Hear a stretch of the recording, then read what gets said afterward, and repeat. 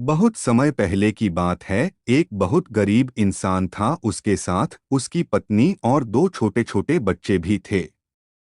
उसका अपने परिवार का पालन पोषण करना बहुत कठिन हो गया था।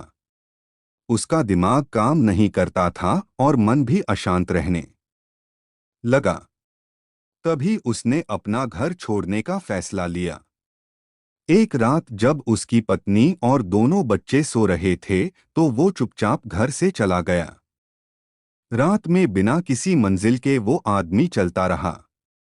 तभी अचानक उसने देखा कि एक नदी किनारे भगवान बुद्ध अपने शिष्यों के साथ बैठे हैं। उसी वक्त उसने निर्णय लिया कि वह अब सन्यासी हो जाएगा और भगवान बुद्ध का शिष्य बनकर यहीं रहेगा।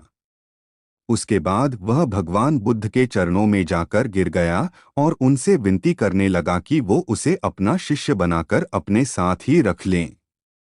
भगवान बुद्ध ने उस गरीब इंसान की बात सुनकर उसे अपना शिष्य बनाकर अपने साथ रख लिया।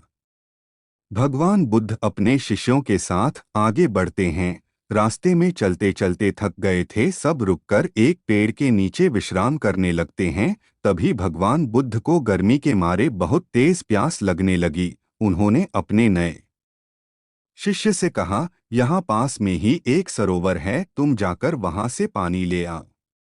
भगवान बुद्ध का आदेश मानकर वह सरोवर से पानी लेने चला गया।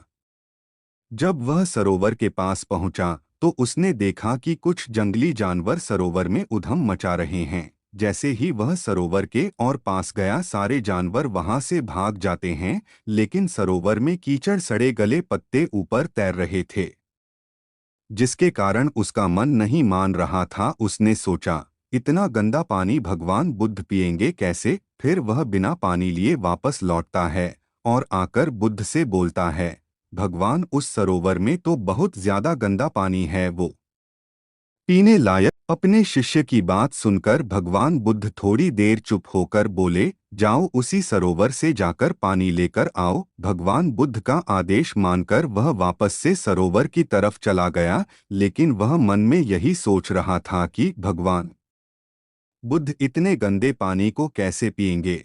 जैसे ही वह सरोवर के पास गया, वह ये देखकर चौंक गया कि सरोवर का पानी एकदम निर्मल और स्वच्छ हो गया है और अपने स्वभाव में बह रहा है।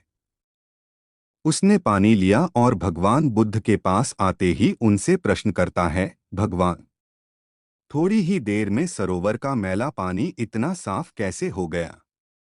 फिर बुद्ध ने उसे समझाते हुए कहा, जब जानवर पानी में उधम मचाए हुए थे तब सरोवर का कीचड़ उभर आया था, लेकिन कुछ देर शांत रहने पर कीचड़ फिर से नीचे बैठ गया और पानी पहले जैसे फिर से निर्मल और स्वच्छ हो गया।